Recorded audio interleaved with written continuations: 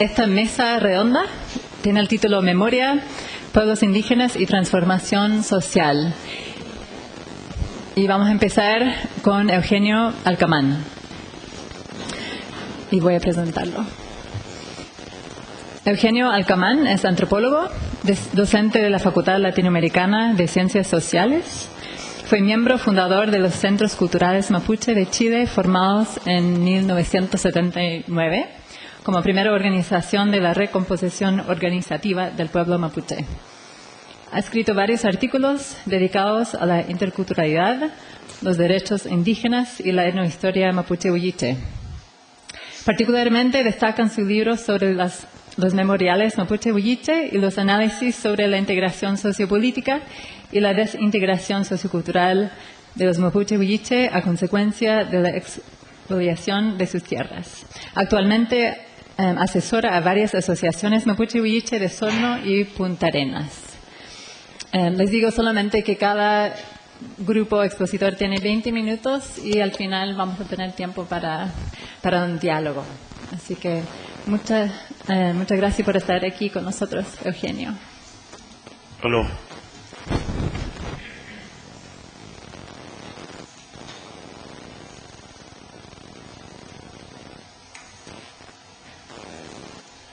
Hola, buenas tardes. Quiero agradecer en primer lugar al Centro de Estudios la invitación que me hicieran para participar de este seminario. Yo he estudiado ya hace varios años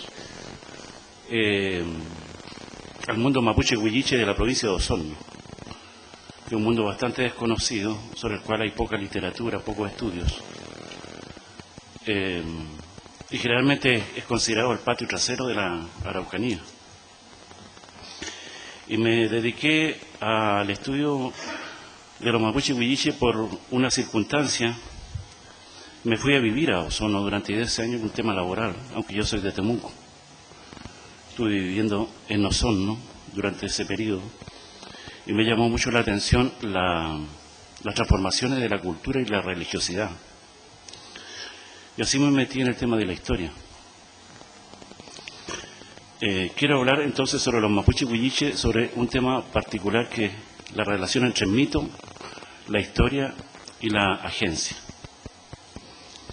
La agencia entendida como la capacidad de transformación de la realidad social por parte de los mapuche-huilliche. En la década de los años 1890, fin del siglo XIX, los diarios de Osorno, los pocos diarios de Osorno, publicaron una noticia sobre el rey Antiñirre, un personaje de la comuna de Río Negro, que decían que era cacique, que aseguraba él que debajo de la ciudad de Osorno había una ciudad de oro, y que esa ciudad de oro los mapuche-huilliche tenían que buscarla, encontrarla, porque al encontrar esa ciudad iban a volver al esplendor que habían tenido antes que llegaran los españoles y se refundara Osorno. Iban a volver, al encontrar esa ciudad encantada, iban a volver a ese pasado anterior glorioso en que habían vivido, ¿ya? Y no sé por qué, todavía no entiendo por qué, puede haber alguna explicación sobre eso, pero todavía no la encuentro. Él fue perseguido por los alemanes y encarcelado por los alemanes de Yanquihue. Posteriormente, varios autores han recogido un mito sobre el rey Atahualpa, el rey Inca Atahualpa. El rey Inca, el mito del rey Inca Atahualpa dice que Atahualpa murió en Perú y que ese es un rey también huilliche que al resucitar él, al levante como le llaman, la tradición oral, también se volvería el esplendor de antiguo del mundo mapuche-huilliche y se recobrarían las tierras. Al renacer, al resurgir Atahualpa. Atahualpa, que había sido muerto por Francisco de Pizarro en el siglo XVI, 1553. Entonces, en la historia de Juan Antiñirre, como en el mito del Inca Atahualpa, del rey Inca Atahualpa, son dos mitos que uno podría resumir en lo siguiente, es que ambos se refieren al anhelo mesiánico de alguien que, un ser, un héroe, que al renacer o al volver, el mundo mapuche huilliche volvería a vivir una situación anterior distinta a la del presente, ¿ya? Donde se habrían perdido las tierras. En 1936, ese mito del rey Inca, don Juan Fermín Lemuy, lo llevó a Chiloé. Lo llevó a Chiloé y ahí también está ese mito recogido en Chiloé, y lo llevó con la idea de recuperar la cultura. Y junto con transmitir este mito mesiánico, él llevó a Chiloé, a la comunidad huilliche de Chiloé, la recuperación del lepún, del guillatún que se llama en la Araucanía. Ahora, este anhelo de volver a una situación anterior, mejor que la del presente, en mi opinión, obedece a dos procesos que se vivieron en el mundo mapuche huilliche, procesos que fueron bastante violentos y que dejaron una huella hasta el día de hoy. Cuando a mediados del siglo XIX, 1848, 1849, el gobierno de Chile anunció la traída desde Alemania de colonos alemanes a la región austral, como se llamaba en ese entonces, la provincia de Valdivia y especialmente la región de Osorno y la provincia de Yanquihue actuales, región de los ríos y toda la región de los lagos actual. Ese anuncio provocó un proceso bastante amplio, extenso, de especulación de la tierra.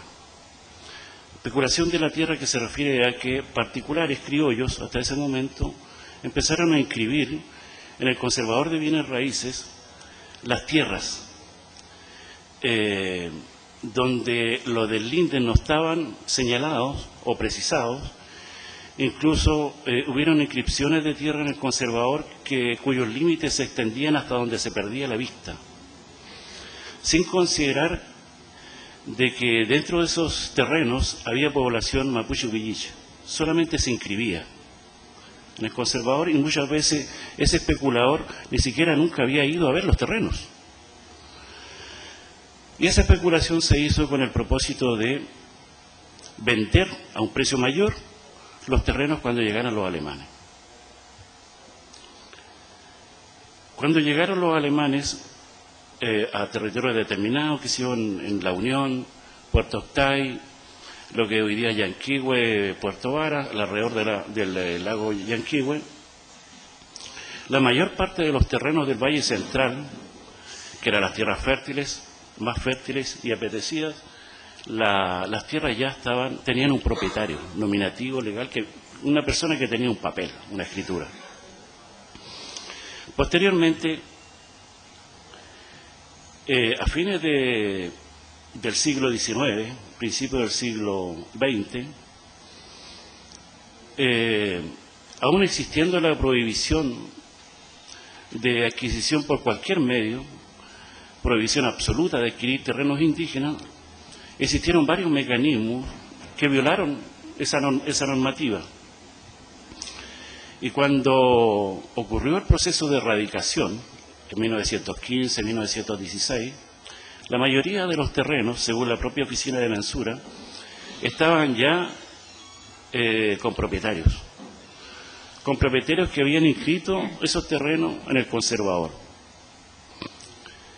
Y la población mapuche huilliche fue radicada en unos escasos terrenos y el 92% de la población quedó sin título de dominio, sin título de propiedad. La mayoría de los cuales quedó comprendida dentro de fundos, ¿ya?, donde los particulares propietarios lo hacían pasar como inquilinos de ellos, en circunstancias que siempre habían vivido ahí. Y en algún momento empezaron a ocurrir los desalojos. Tengo contado cerca de 50 desalojos, varios de ellos con resultado de muerte. Entonces, este proceso de expoliación de las tierras condujo a lo que yo entiendo que es la consecuencia actual, la desintegración de la comunidad mapuche huilliche, la desintegración de la comunidad, la desintegración de las redes parentales, de las redes sociales, en donde prácticamente cada persona o familia tuvo que escapar por su cuenta a los terrenos que aún podían quedar libres, y encontramos que muchas personas de la zona central, incluso de la cordillera de la costa, lo que es San Pablo, San Juan, se escaparon hacia la zona precordillerana, entre Lagos, Lago Ranco. Hay muchas personas actualmente cuyos padres o abuelos vienen de esos desalojos.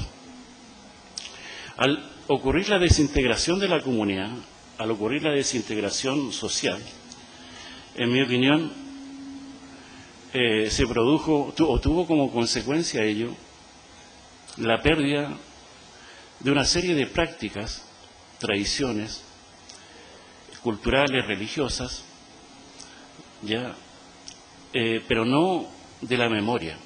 Yo tengo la impresión que, salvo algunas comunidades como Forrahue, donde hubo una matanza en 1912, sobre lo cual hay un libro y una tesis de magíster de Jorge Vergara, yo tengo la impresión de que este proceso de desintegración fue tan fuerte que los padres o aquellos que vivieron esta expoliación violenta de sus tierras no quisieron transmitirle a sus hijos lo que había pasado, salvo en aquellas zonas de la cordillera de la costa donde las familias de una u otra manera se mantuvieron unidas, donde no sufrieron la expoliación o solamente algunos de sus miembros.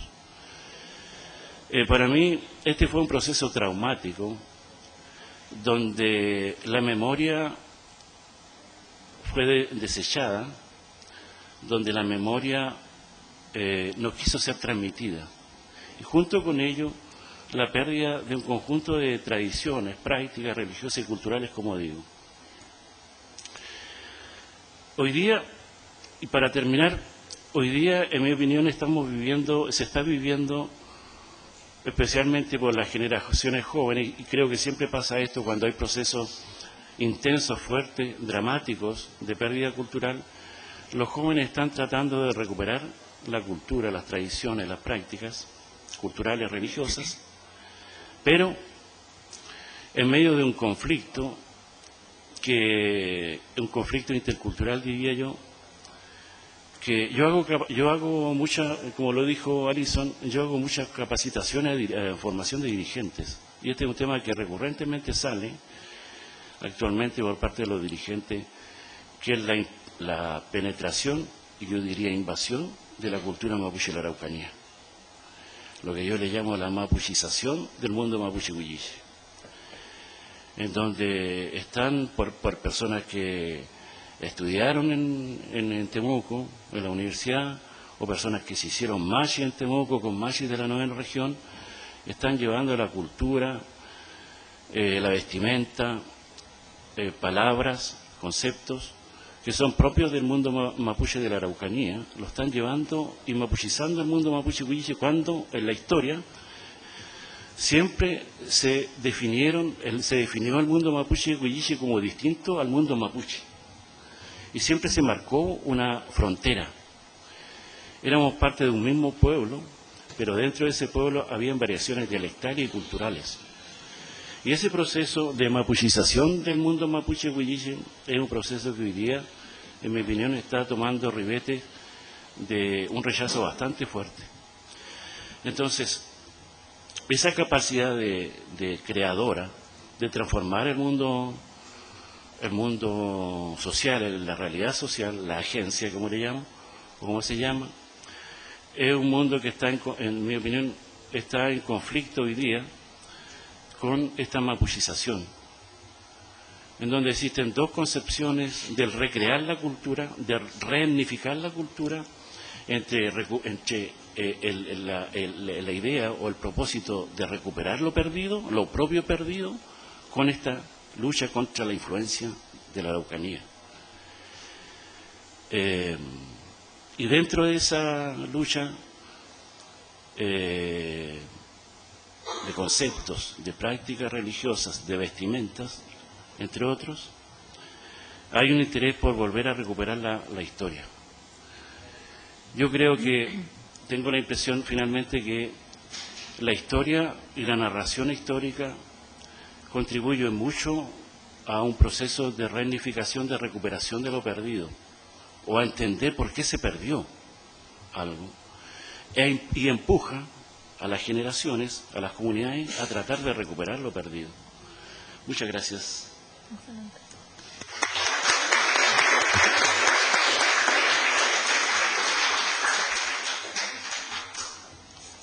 Muchas gracias, Eugenio. Ahora vamos a escuchar de Gabriel Yanquinao. Es profesor de educación básica con especialización en educación intercultural.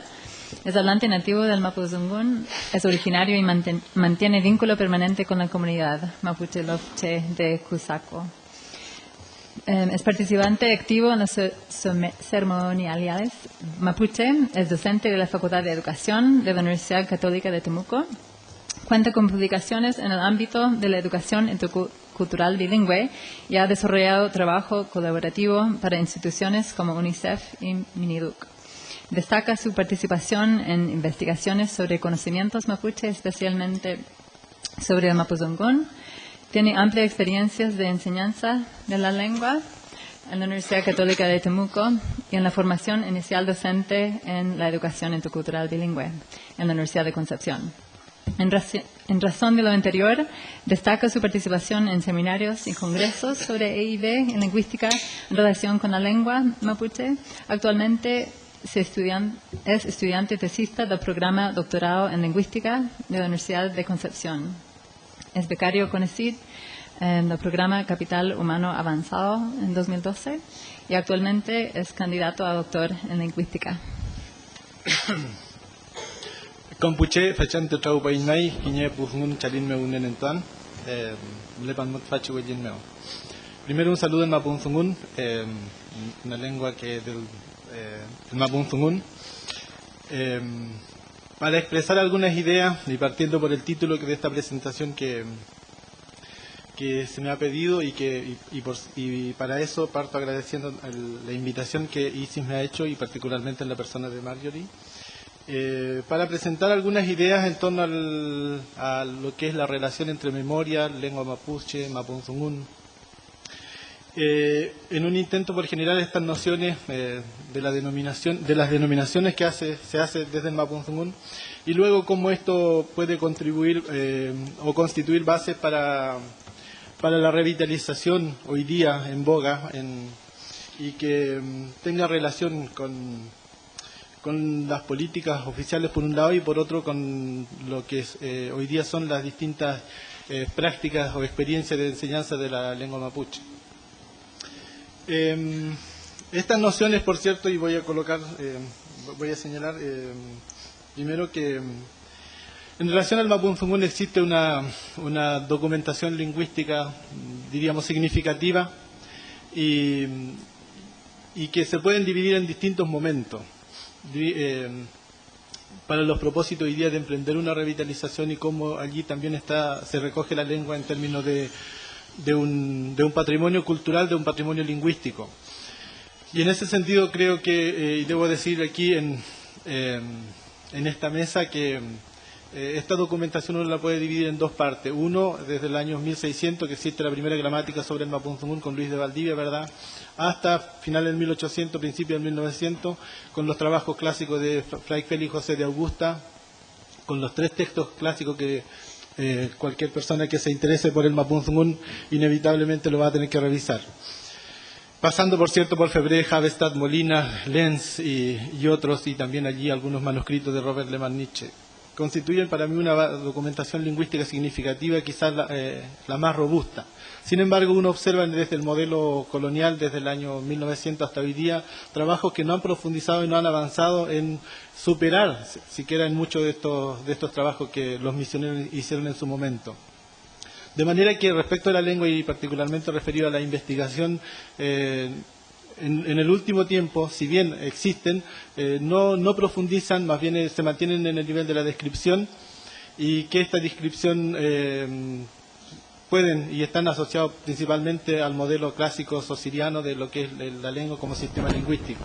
No se habla, como se dice, de la lengua, algunos dicen mucho, pero yo diría que se habla de la lengua, sin embargo muy poco del hablante. Y la propuesta y el trabajo que por lo menos creo y creemos emprender con un equipo de personas allí en Temuco especialmente, es poder vincular cómo el hablante en realidad construye conocimiento desde su lengua, con la lengua y en la lengua. Eso por un lado. Luego, por cierto, entonces, a partir de esta mirada general, presentar estas categorías en Mapudungun. Decir entonces que allí respecto del Mapudungun y la situación, por cierto, existen ámbitos que son problemáticos, que ya he señalado que tiene que ver con estos estudios del Mapudungun. Por un lado, en lo que refiere a la participación y el empoderamiento de los hablantes. Hoy día, en ese mismo sentido, se sigue hablando de los hablantes como informantes, y por lo tanto esta visión extractiva de las investigaciones siguen existiendo.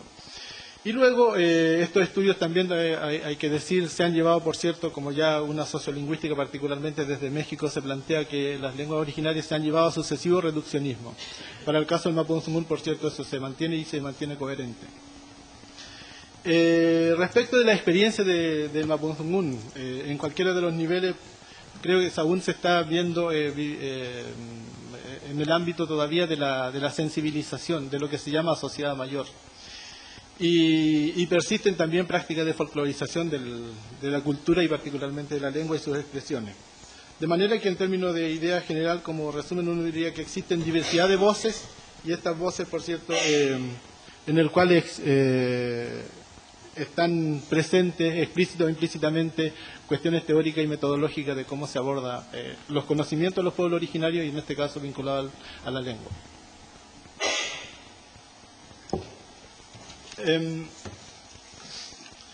Bueno, varios autores que para nosotros puede ser quizás emergente, también tal vez novedoso, pero que ya hay estudios en otros contextos, con otras lenguas originarias y minoritarias también. Miradas que son externas y parciales, esa mirada aún se mantiene en términos de cómo se ven los estudios acerca de las lenguas originarias. Y también se propone en ese sentido mirada ya no de cómo el experto le dice a los pueblos indígenas de cómo deben abordar su lengua, sino también aparecen y emergen miradas que tienen que ver desde los contextos, cómo los hablantes pueden también proponer y construir o co-construir, en el mejor de los casos. Otro aspecto que es importante cuando se habla de las lenguas originarias, particularmente referido en el ámbito del aprendizaje y la enseñanza, tiene que ver con las actitudes lingüísticas, el estatus que tiene la lengua originaria. Y algunos estudios hoy día señalan que respecto de la educación intercultural bilingüe y su práctica y referido a la enseñanza del Mapudungun en lo que es el sector de lengua indígena, se ve que hoy día tales prácticas en esta relación posible entre el profesor y el educador tradicional está generando más resistencia, más rechazo que en realidad alguna posibilidad de cambio de aprendizaje del Mapudungun. Es decir, los efectos o el impacto que esto tiene no es hoy día alentador y por lo tanto no es positivo. De manera que la mirada también, a propósito de los reduccionismos, entonces tratar de evitar aquí y superar ciertas paradojas, ciertas triadas. Entre ellos, por ejemplo, la paradoja escolar, ¿verdad? Es decir, pensar que la escuela tiene que recuperar la lengua, aun cuando los hablantes nativos lo plantean. También habrá que preguntarse si en la escuela es el mejor espacio. Y alguna de las respuestas es que, en realidad, puede ser la escuela, hay que interpelar la escuela, pero esta escuela, tal como está pensada y está hecha, no. Respecto de los enfoques que se aplican, digamos, de enseñanza de lengua, sigue primando el modelo de traducción, modelo de escritura propia de los años 50, de los años 60, en el mejor de los casos. Y finalmente también, respecto de las prácticas ya de los agentes, según los contextos, siguen apareciendo esto de los usos emblemáticos de la lengua. Es decir, la gente parte con un saludo en marzo y termina con un saludo solamente en términos de un aprendizaje y progreso respecto del aprendizaje de la lengua en los colegios. En los colegios allí, no cualquier colegio, sino los colegios que son focalizados, digamos. ¿Cómo entonces, quién motiva y quién incentiva? Que son los profesores que tienen la tarea de generar diríamos, la sensibilización con los niños, la motivación, en realidad tampoco generan estas instancias, precisamente porque los niños, los jóvenes, ven que los profesores en realidad no muestran ningún interés por la lengua. Habrán casos, por cierto, también, o experiencias que son saludables. En el marco general, entonces, lo que uno puede decir que efectivamente existen estudios acerca de la lengua y estudios afines que permiten que hoy día exista también un conocimiento en ese ámbito.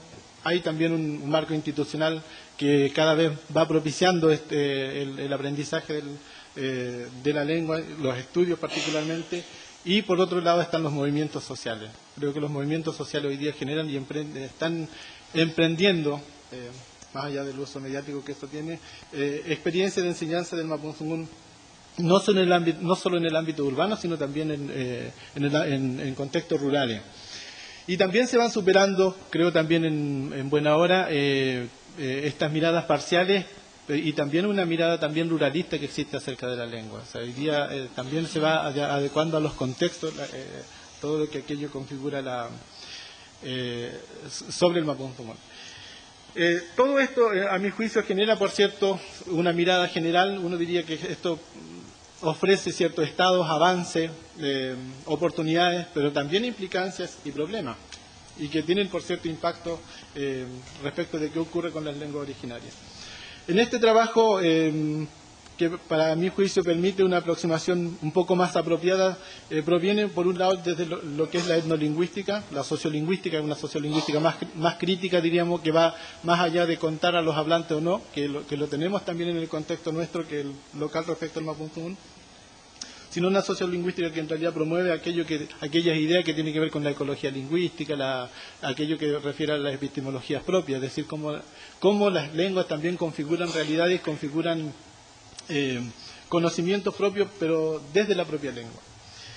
Y la lingüística aplicada, creo en nuestro contexto no se ha movido, más bien allí se mantiene estático, y lo que habría que pensar es cómo esta lingüística aplicada en términos de los estudios y que puede ofrecer una base para el aprendizaje de la lengua, tenga a lo menos una perspectiva o asuma perspectiva de lenguas originarias. Perspectivas de lengua originaria en términos de que esta lengua tiene una tradición oral, una particular transmisión intergeneracional que, bueno, más allá de la lengua se ha ido también perdiendo. Desde el Mapudungun, asumiendo este marco general, uno diría que existen conceptos propios, incluso aquello que refiere y que está en la memoria de los hablantes nativos, de la gente que habla Mapudungun, un marco lingüístico y cultural desde el conocimiento propio. Es decir, sin embargo, invisibilizado hoy día en las prácticas, por un lado en las políticas, en las investigaciones y en las experiencias de enseñanza del Mapudungun. Uno suele escuchar con regularidad la palabra Kimun Rakifam o Mapun Kewun, Mapun Kimeltugun, pero no se ha explorado ni se ha profundizado en estudios que den cuenta de cómo esto pueden generar las bases para aprender la lengua. Y ya respecto de estas nociones propias, entonces, algunas ideas entonces que voy a presentar tiene que ver que con estas perspectivas y nociones propias, el Mapudungun, los mapuches entienden la lengua como un legado, es decir, la lengua ni siquiera pertenece al mundo social, sino que es legado y que viene de otra parte, que viene diríamos desde arriba, que está vinculado con el mundo socio-religioso, con el mundo espiritual. De manera que a la persona hay que interpelarla en cultivar la lengua. Y allí está asociado entonces el conocimiento, el ser de la persona para que pueda efectivamente pensar la lengua desde su ser mapuche. Y allí entonces existe la expresión del el unge que taché, es decir, hay que entregarle, hay que legar la lengua al otro, a las nuevas generaciones, como primera idea y que está como memoria. Lo segundo, esta idea de como propósito, el unge tal que buen pupichiqueche, cómo entregarle nuevamente entonces la lengua a los jóvenes, a las nuevas generaciones. Otro concepto que aparece tiene que ver con el zapín, esta idea de cultivar la lengua desde el modelo propio, desde el marco lingüístico-cultural propio. Y cómo se expresa que esa lengua se ha cultivado por parte de la gente, de los hablantes, de la familia, de las comunidades, es cuando se entrega en contextos formales, particularmente hoy día en los ceremoniales como el Nillatún, Camaricún. Entonces, en ese sentido, el zapín, y habría que profundizar en el concepto zapín, de cómo entonces se pueden propiciar instancias de cultivar la lengua. Y cómo eso, por cierto, constituye una base así de repensar hoy día el aprendizaje y la enseñanza. Otra idea que está allí presente, expresada en los hablantes, tiene que ver con esto del hablar bien, el Tomezungual y el Kimzungual, esa distinción entre el hablar desde las normas culturales y por otro lado el hablar bien desde las habilidades lingüísticas. La propia y la que a veces genera también problemas, también hoy día incluso en los propios mapuche hablantes, esta no distinción que se hace de los conceptos. Se habla de mapuche zungún, mapunzungún, categorías aparentemente todas iguales. Sin embargo, desde los propios hablantes tienen distinciones. Cuando se habla de mapunzungún, más bien se alude al sistema lingüístico, a un sistema de comunicación mucho más amplio. Es decir, el zungún no solo lo tienen los humanos, sino también existe en el mundo natural, los cerros, el agua, los volcanes, tienen su propio zungún, las aves, los animales. De manera que allí se supera esta visión de nuevo como sistema lingüístico. Sin embargo, existe una expresión que refiere al sistema lingüístico en sí mismo, que es el Mapun-Kewin. Y allí se habla entonces el Mapun-Kewin ya como la lengua, como sistema lingüístico, casi diríamos, no sé si con la correspondencia equivalente de lo que plantea el modelo societiano. Ahora, referido a la memoria, existen distintas nociones de memoria en general respecto del conocimiento mapuche, pero particularmente referido a la lengua y en la transmisión de la lengua. Y una de ellas tiene que ver con el Loncón Tucún. El Loncón Tucún o el Loncón Tucunien tiene que ver con esto de memorizar, de incorporar, diríamos literalmente, las nociones, ciertos relatos y que se mantienen en el tiempo. Luego está la idea del Tuculpa Zungún como traer al presente ciertas ideas que están en el pasado, diríamos de manera general. Pero hay otro nivel ya más depurado, diríamos, que tiene que ver con el Conumpa Zungún, de nuevo como memoria, pero que hace una distinción y hace un ordenamiento, diríamos, más preciso respecto de cómo la memoria está allí presente y cómo esto de nuevo puede constituir base diríamos para ser considerado en un proceso de aprendizaje de la lengua, de los procesos que allí están implicados. Otra idea general que siempre está allí en términos de memoria es el cuifí y el fantepo. El mapuche, desde el conocimiento mapuche, desde este modelo de visión lingüística del mundo, esta relación permanente entre el cuifí y el fantepo. Se comprende el presente en función del pasado, pero allí está la memoria de nuevo, cómo la gente va a explicar siempre con aquellos conocimientos que tienen. Y dentro de ello va a aparecer lo que es la tradición oral con relatos que tienen distintos niveles de generalización. Si bien en la retórica pueden tener matices, por cierto, pero lo central del relato se mantienen. Y muchas de ellas, por cierto, bueno, que no viene al caso comentar, dado lo extenso de alguna de ellas, que tienen que ver con lo que son los relatos fundacionales. La práctica constante, que es lo que se dice, siempre hay en Mapudungun se va haciendo esta distinción entre aquellas cosas generales, aquellas cosas específicas, pero también aquellas cosas que tienen mayor orden dentro de lo que es la memoria, dentro de lo que es la tradición oral o el uso del Mapudungun. Y una de ellas tiene que ver con el Azum Cantún y el Pepil Cantún. El Azum Cantún como una práctica aparentemente no controlada, sin embargo, el Pepil Cantún de nuevo tiene que ver con las habilidades cognitivas y también del dominio de la lengua, en los distintos niveles de dominio de la lengua y que van apareciendo. Respecto de los niveles del dominio de la lengua, también aparecen conceptos, por ejemplo, como con el UAM, es decir, como hay una etapa que permite iniciar al otro que no habla la lengua en este proceso de aprender, diríamos, aquellas cosas, aquellos aspectos básicos del Mapudungun. Y luego la idea del Loncontucunircual o Loncontucurpal como aquello permanente, como un proceso que se proyecta siempre para las nuevas generaciones. De manera que hoy día, desde los estudios emergentes, desde algunos trabajos muy iniciales, es posible pensar que, es más, los propios hablantes nativos en distintos contextos señalan tienen expresiones para decir, por ejemplo, proceso de revitalización. Una de ellas es Konal Neto Altungun, Newenyen Neto Altungun, que son expresiones que, como en el fondo hoy día, darle fuerza, darle energía a la lengua para que pueda sobrevivir, para que se pueda proyectar. Me dicen que me quedan 2 minutos. Bueno. Como idea general, entonces, para ir cerrando,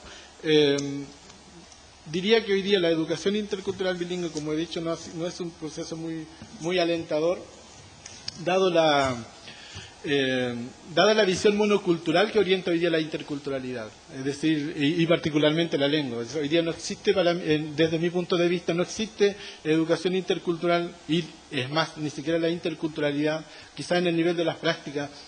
Pero referido a los estudios, hoy día no es posible hablar de una interculturalidad o de estudios con enfoque intercultural, dado que no se tensionan, diríamos, las perspectivas epistemológicas que las sustentan. Es decir, siempre se mira con los ojos, los lentes teóricos, metodológicos, hegemónicos y por lo tanto categorizamos en función de esta. Y eso creo hoy día, desde esta perspectiva, se mantiene.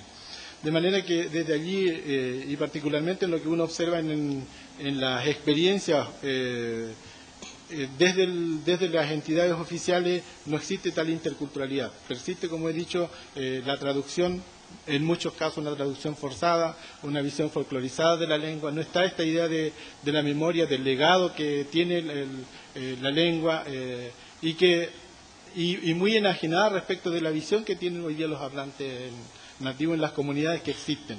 En muchos casos, incluso para elegir los educadores tradicionales, no se cumplen los criterios básicos mínimos, que las propias comunidades lo tienen. Entonces, allí hay una distancia, diríamos, no solo epistemológica, sino también institucional, hegemónica, de dominación, y que no es muy alentador respecto de lo que uno quisiera, más allá de los marcos normativos, jurídicos, nacionales e internacionales que existen, y que, bueno, es bastante conocido. Muchas gracias.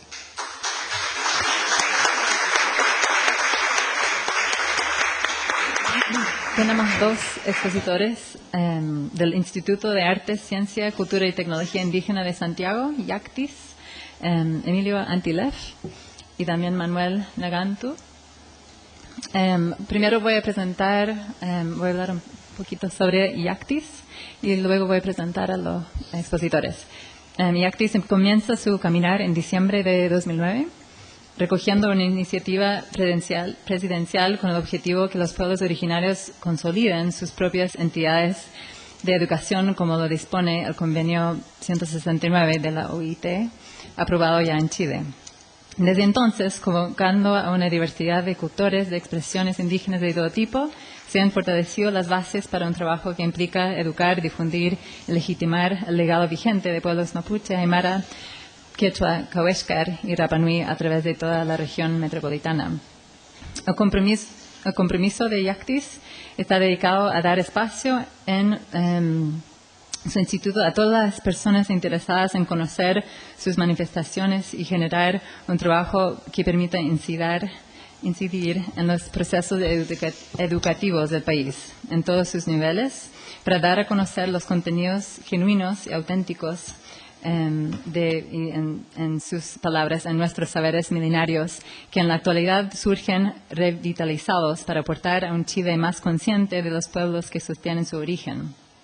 En su trayectoria, IACTIS ha desarrollado conversatorios, exposiciones, presentaciones de cultura indígena, publicaciones y trabajos de índole académica, extensión con colegios y charlas en instancias de educación superior, clases de lengua de aymara, quechua y mapudungún en distintos niveles. Y también participación en mesas de trabajo y redes con instancias públicas, ministeriales y municipales. Así que muy interesante como ahora vamos a lo práctico, ¿no? Cómo llevar estas inquietudes a través de este instituto. Entonces ahora voy a presentar a Emilio Antilef Arriagada. Nació en 1972 y se desempeña como profesor de inglés y como periodista. Escribe desde los 5 años de edad y su primer libro lo publica a los 6 años, el cual se titula Pequeños poemas de amor. Ha realizado 4 publicaciones en poesía desde 1979 hasta el 2001. Y recientemente, en 2012, publicó el libro de entrevistas visibles mapuches en la cabeza del león, donde expone las historias de 21 profesionales y artistas mapuches influentes en el medio nacional. Tanto en poesía como en periodismo se dedica a investigar y destacar su cultura de origen perteneciente al pueblo mapuche y ha participado en distintos eventos en Chile y el extranjero en exposición y en la divulgación de esta cultura originaria y su expresión en la poesía. Es vicepresidente del Instituto de Arte, Cultura, Ciencia y Tecnología Indígena de Santiago, en cuya gestión ha impulsado encuentros literarios, festivales de música y encuentros de conocimiento ancestral. Bienvenido. Inche Emilio Antilef, Inche Huirrinche, Inche Huarriache, Inche Petu Huirrin Tañiul, Compuche Ñelú. Mi nombre es Emilio Antilef, soy... escribo, soy santiaguino, nací aquí en esta guardia de Santiago y desde niño tengo mi palabra o mi poesía, mi escritura que comparto con todos. Personalmente quiero hablar de la experiencia de trabajar en este instituto y también de alguna manera que refleja mi interés por divulgar esta cultura que heredé y que asumí como tal desde los 4 años de edad en que supe y me sentí mapuche. Y sentirse mapuche en los 80, en un principio era sentirse a lo mejor en un mar de dudas y de conocimientos que uno apenas alcanzaba a vislumbrar y solamente recogía la información escrita y quizás traducida por el conquistador.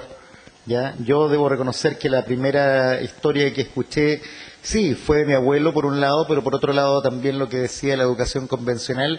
Y esta es la educación que hicieron los vencedores o los dominantes, o la famosa cultura hegemónica, que de alguna manera nos va imponiendo distintas nociones que no eran tales. A mí me enseñaron que la palabra pillán, que ya después uno entiende que es volcán, o que es también mezcla de espíritu y cuerpo, ¿ya?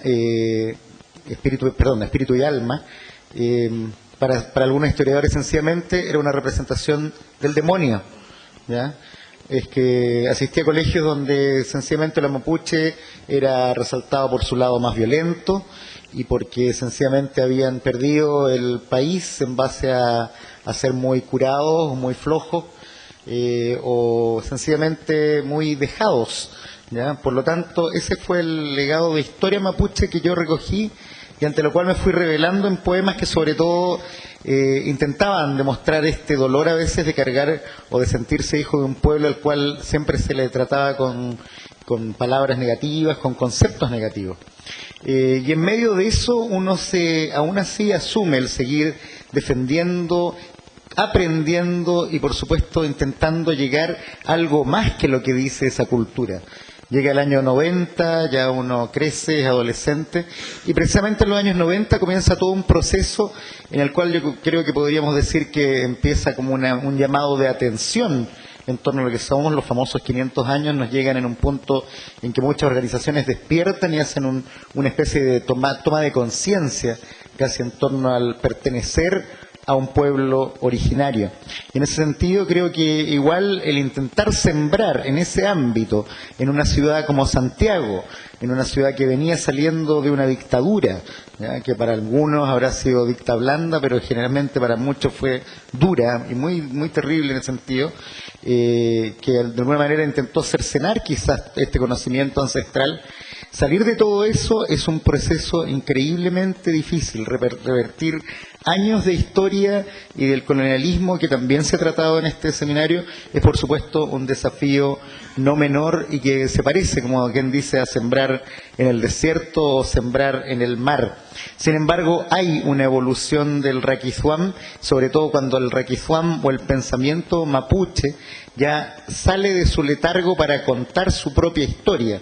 Nosotros hasta el año 92, podríamos decir, la mayoría de los libros en torno a la cultura mapuche o a la cultura ancestral originaria eran escritos por extranjeros de muy buena voluntad. O sea, ahí están los textos de Félix de Augusta, de Grete Motzny, ¿ya? Generalmente nombres que de alguna manera venían del extranjero o con los ojos de afuera a contar una historia que era nuestra, que nos pertenecía, y que sobre todo ya tenía un lenguaje propio y una palabra. Por lo tanto, no en vano hay que fijarse que el fenómeno de puesta en evidencia de lo que es la cultura mapuche, por supuesto que tiene mucho que ver en las protestas, a lo mejor de lo que era la Meli Huitran Mapu, de lo que ha sido la CAM, ¿ya? Pero también hay una lanza que está dispuesta a ser conocida y por todos, o sea, es casi sin discusión que una de esas lanzas ha sido la poesía. Y no es en vano esta poesía, ya que recoge esta tradición de conceptuar la palabra, esta palabra porfiada, ¿ya? Que tal como han dicho nuestros dos expositores, persiste en visiones y en un relato muy distinto a lo que muchas veces uno puede aprender a lo mejor de segunda mano o de tercera mano, como el caso de los que nacimos aquí en Santiago, ¿ya? Pero esa palabra aún así sobrevive y sobrevivió en esa poesía que en uno de nuestros cultores, como ha sido el Icura Chihuailaf, que ha llegado a bibliotecas en todo el mundo y ha sido traducida a distintos idiomas, dice: la palabra no tiene el brillo que debiera tener. Entonces nosotros levantamos este monumento, que es la palabra que nos han entregado nuestros antepasados, y la palabra en todo su esplendor, en todas sus posibilidades, ¿ya? Eso es lo que dice Chihuailaf, y que coincide con esta manera que tenemos entre mapuches de valorar la palabra, tanto así que somos muy buenos para explayarnos, ya sea en discursos, en terribles, largas charlas y saludos, incluso uno recibe un saludo de algún peño, un lonco, y va a saber detalles que ni siquiera ha preguntado, pero que están ahí en esa palabra que implica respeto. Son esas mismas palabras las protagonistas de un panorama que hoy existe y que nos hace entender una señal bien importante en algo tan simple como es la oferta editorial que hoy está disponible en bibliotecas, en librerías, y que hace ver un hecho muy importante. Esa historia que yo aprendí contada desde afuera es una historia que al menos ya estamos empezando a contar desde adentro.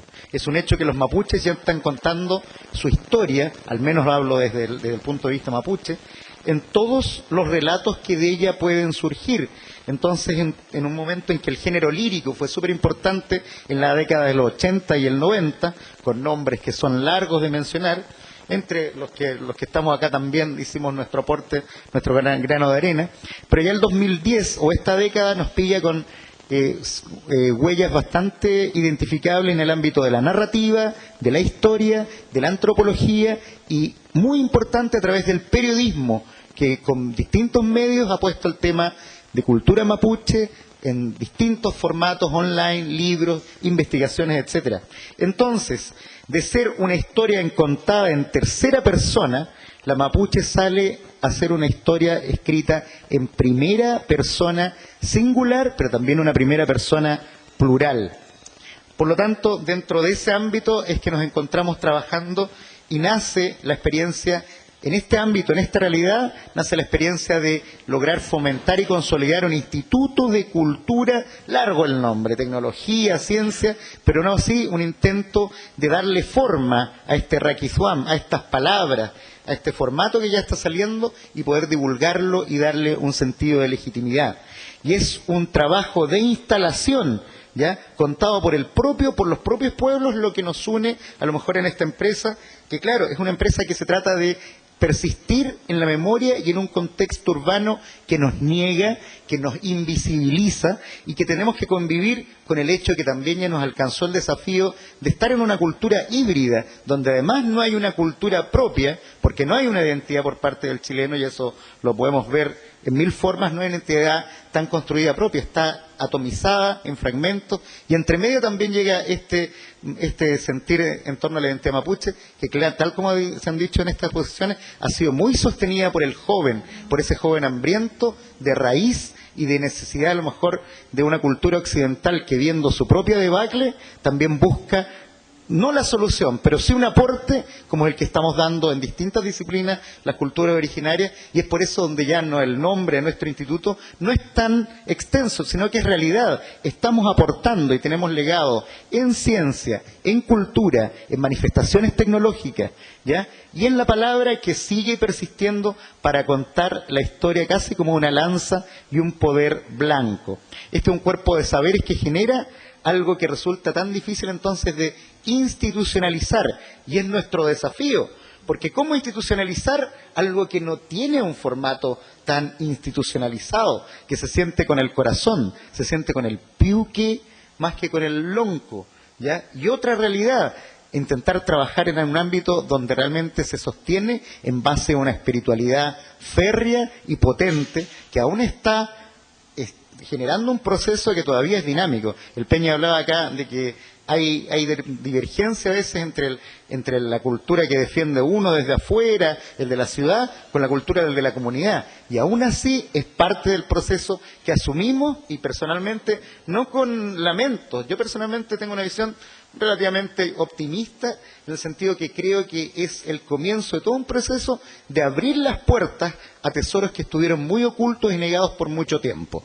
Por lo tanto, todas las incomodidades que estamos pasando de repente de no encajar o desencajar, o las dificultades de hacer un instituto, creo que son todas partes de un proceso que tenía que venir, pero que significa el despertar de una conciencia en torno a nuestros saberes, y que, como les decía, ya lo estamos contando en primera persona. Un proceso lento, no pasivo y muy activo, como ese pillán que decía al principio de mi posición, que para algunos es volcán o acumulación de fuerza, pero también es la mezcla, dicen por ahí los sabios, de pille, de espíritu, y de alma.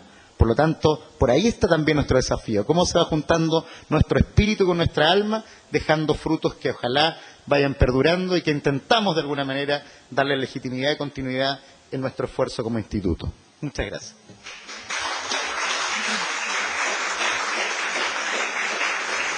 Emilio Antilef y Víctor Manuel Nauto Peso son colegas en el IACTIS. Víctor Manuel Nauto Peso es licenciado en Educación y pedagogo en Educación Musical. Es director fundador del Instituto de Arte, Cultura, Ciencia y Tecnología Indígena de Santiago, hay que decirlo. Actual colaborador del mismo. Artesano en madera y poeta de origen huilliche. Nacido en la 9ª región, en una casa de matrona de la ciudad de Temuco. Criado por sus abuelos en el campo cerca de Freire hasta los 4 años. Será hasta los 18 años que le tocará vivir en situación de cuidado por hogares de menores, siempre en contexto rural. Lograda la autonomía, inicia su proceso de autoformación de su identidad mapuche, colaborando en instancias formales e informales para el desarrollo cultural indígena, inspirado en la historia viva mapuche. Se hace parte de proyectos formativos y desarrollo de las mismas en la UMCE. y en distintas escuelas y liceos de la novena región, en las cuales el índice de estudiantes mapuche siempre es mayor al 80%, llegando incluso al 100% en casos de escuelas rurales. Actualmente realiza labores de artesanía tradicional en madera y de campo en sector Catripulli, comuna de Freire, zona de conflicto aeropuerto. Además, colabora en la gestión y coordinación de IACTIS. Bienvenido. Mari Mari Compuche, Pupeñi, Pulamuen, Mari Mari Huechiqueche. Les saludo a todos, a las damas, a los caballeros, cierto, a los jóvenes, a todos los jóvenes. Bueno, después de escuchar a los expositores, la verdad que pensaba yo hablar un poco del tema de la educación intercultural. Finalmente lo abordó el hermano acá al final de su discurso y me parece que también hay una expectativa respecto a lo que nosotros debemos plantear como instituto, así que voy a mezclar un poquito lo que es mi visión de la educación intercultural, que en el caso personal yo la conocí el año 2001. ¿ya? Se supone que desde el año 96 se intenta aplicar esta metodología de trabajo en los distintos colegios. A mí me tocó, al ingresar a la universidad en el año 2001, escuchar sobre la educación intercultural e inmediatamente hacerme parte de un equipo de trabajo asesorando la formación de profesores de educación básica en este ámbito de la interculturalidad. Sin embargo, inmediatamente al ir revisando los documentos que sustentan esta propuesta, se va uno dando cuenta de que tal como lo decía el hermano, para mí es una imposición, ¿cierto?, a través de los niños, a través de los educandos, nuestros hijos. Es una imposición de la globalización, por decir un término general, ¿cierto? De ahí ya todo lo que implica el sistema económico neoliberal y qué sé yo. Si uno profundiza en las políticas públicas, que todas provienen en su época del BID, ¿cierto?, que provienen del FMI, etcétera. Todas estas políticas obedecen a un plan de trabajo controlado, que finalmente, claro, se utiliza, ¿cierto?, esta necesidad de la sociedad por integrar, o más bien por mediar, por bajar la tensión de las relaciones existentes entre las culturas originarias, que estamos presentes, que no hemos, no sé, qué alegría para mí, no hemos desaparecido todavía. Entonces, al estar presentes sigue siendo una tensión, un conflicto. Y en el ámbito de la educación, digamos, se aplican estas políticas educativas siempre desde una perspectiva más bien integradora, pero no en el sentido de la palabra de integrar con respeto lo que tú eres, sino integradora con el propósito de alguna manera transculturizar, ¿cierto?, o por lo derecho aculturizar, ¿cierto?, el desarrollo de los pueblos indígenas. Bueno, la escuela cumple ese rol. Yo como profesor me tocó vivir también ese proceso, aun cuando mi labor no estaba directamente enfocada en la educación intercultural. Mi pertinencia a la cultura mapuche de forma natural me lleva constantemente a relacionarme desde esa perspectiva. Pero aun cuando el profesor, cabe decir, tiene toda la libertad de flexibilizar el currículum, ¿cierto?, las políticas públicas no apuntan a dar un apoyo real, o en sus inicios la educación intercultural eran programas parcelados que duraban un semestre, que duraban un año, y muchas veces se aplicaba por ese tiempo y después el profesor intercultural desaparecía y los niños quedaban con un proceso formativo extraño que no entendían qué pasó, dónde se fue el profe. Entonces había más daño que beneficio. Ahora, es obvio que nosotros como formadores tenemos la capacidad de transformar todo lo negativo en positivo. Eso lo digo desde la experiencia. Entonces, siempre está la posibilidad de que el currículum se pueda transformar. Y tampoco es tan rígido, ¿cierto?, incluso en las instancias administrativas de educación municipal, que son a veces las más complicadas. Lo digo por la experiencia. Me ha tocado trabajar en instituciones privadas y particulares, ¿cierto?, y me parece que la mayor dificultad la he encontrado siempre en el sistema público. Pero aún así, insisto, la posibilidad de poder transformar de manera positiva las cosas siempre está presente y depende más de la voluntad del profesor, del formador, ¿cierto?, que de las instancias que se le entregan al profesor mismo. Ahora, bueno, es una reflexión así bien rápida y breve, ¿cierto?, de lo que es mi visión particular de la educación intercultural. Tengo una visión muy crítica y desde el principio siempre fue así.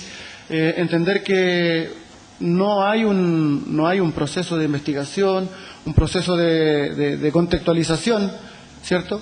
O sea, si yo quiero educar o interculturalmente a una población, lo primero que debo hacer, ustedes lo deben saber, ¿cierto?, es investigar a esa población, saber qué es lo que necesitan, cuál es su realidad. Y eso jamás lo vimos. O sea, el programa de educación intercultural nace a partir de una postura, digamos, única, ¿cierto?, que es en este caso vamos a hablar del sistema, ¿cierto?, el sistema imperante en este momento, porque las políticas públicas de educación en Chile no nacen de la necesidad de Chile o de la inspiración de sus eruditos, no, nacen de las necesidades del Banco Interamericano de Desarrollo o del Fondo Monetario Internacional.